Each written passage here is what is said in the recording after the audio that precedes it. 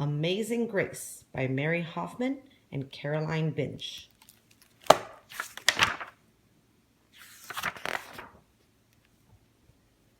Grace was a girl who loved stories. She didn't mind if they were read to her or told to her or made up in her own head. She didn't care if they were in books or movies or out of Nana's long memory. Grace just loved stories. After she had heard them, and sometimes while they were still going on, Grace would act them out, and she always gave herself the most exciting part. Grace went into battle as Joan of Arc and wove a wicked web as Anansi the spider. She hid inside the wooden horse at the gates of Troy.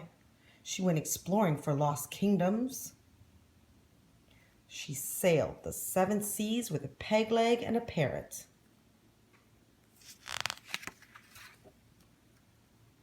She was Hiawatha, sitting by the shining big sea water, and Mowgli in the backyard jungle.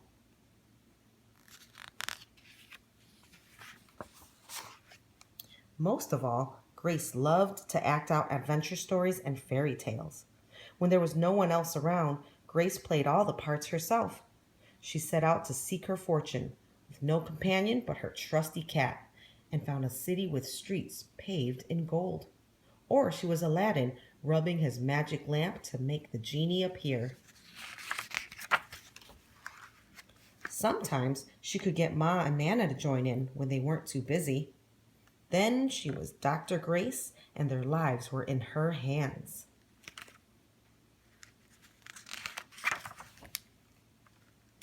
One day, Grace's teacher said they would do the play Peter Pan. Grace knew who she wanted to be. When she raised her hand, Raj said, "You can't be Peter. That's a boy's name." But Grace kept her hand up. "You can't be Peter Pan," whispered Natalie. "He isn't black." But Grace kept her hand up. "All right," said the teacher. "Lots of you want to be Peter Pan, so we'll have auditions next week to choose parts." She gave them words to learn. When Grace got home, she seemed sad. "What's the matter?" asked Ma. "Raj said I can't be Peter Pan because I'm a girl." "That just shows what Raj knows," said Ma. "A girl can be Peter Pan if she wants to." Grace cheered up. Then later she remembered something else. "Natalie says I can't be Peter Pan because I'm black," she said. Ma looked angry. But before she could speak, Nana said, "It seems that Natalie is another one who don't know nothing. You can be anything you want, Grace, if you put your mind to it." On Saturday, Nana told Grace they were going out. In the afternoon, they caught a bus and train into town. Nana took Grace to a grand theater. The sign outside read Rosalie Wilkins in Romeo and Juliet in sparkling lights.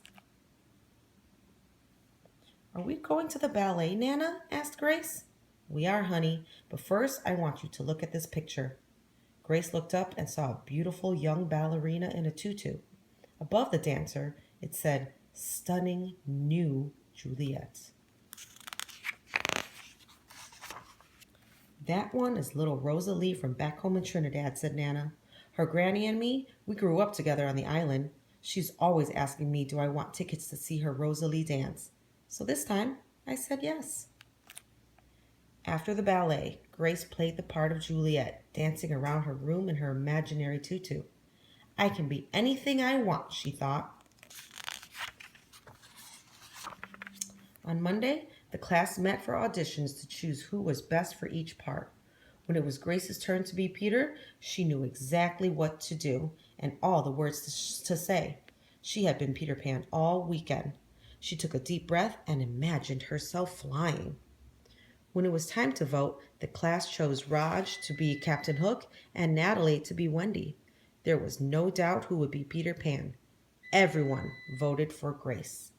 "You were fantastic," whispered Natalie. The play was a big success, and Grace was an amazing Peter Pan. After it was all over, she said, "I feel as if I could fly all the way home." "You probably could," said Ma. Yes, said Nana. If Grace put her mind to it, she can do anything she wants.